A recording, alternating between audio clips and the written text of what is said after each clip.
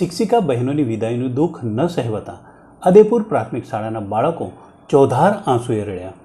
વિદ્યાર્થીનીઓ મેડમને વળગી પડી, શાળા ન છોડવા આજીજી કરી.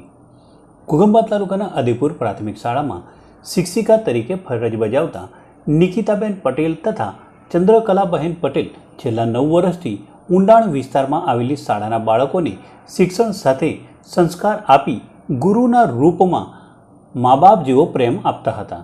પરંતુ આ બહેનોએ રહેઠાણનો લાભ મેળવવા માટે તેમની બદલી હાલોલ ખાતે કરાવી હતી. આજરોજ તેઓનો વિદાય સમારંભ રાખવામાં આવ્યો હતો, જેમાં ભાવુક દ્રશ્યો સર્જાયા હતા. બહેનોની વિદાય પ્રસંગે શાળાના વિદ્યાર્થીઓ રડી પડ્યા હતા. કેટલીક વિદ્યાર્થિનીઓ મેડમને વળગી પડી શાળા ન છોડવા આજીજી કરતા મેડમની આંખોમાં પણ આંસુ આવી ગયા હતા. બાળકો અને વિદ્યાર્થીઓનો પ્રેમ જોઈ સમારંભમાં હાજર ગ્રામજનો તથા અન્ય સ્ટાફના આંખોમાં પણ આંસુ આવી ગયા હતા. શિક્ષણ જગતને લાંછન લગાડતો બનાવ દાહોદ જિલ્લામાં બન્યો છે, જેના કારણે શિક્ષક પ્રત્યે લોકોએ વિશ્વાસ ગુમાવી દીધો હતો.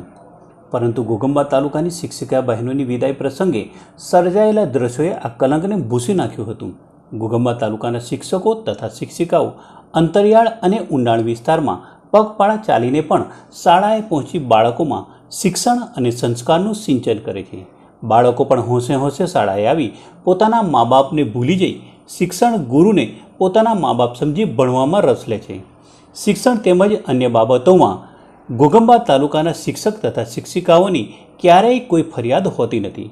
તેઓ પોતાની ફરજ પૂરી નિષ્ઠા સાથે બજાવે છે. ત્યારે જ તો આવા વિદાય પ્રસંગો ગમગીન બનતા હોય છે. શિક્ષિકા બહેનોની વિદાય કન્યા વિદાયથી પણ વધારે દુઃખદાયી હતી.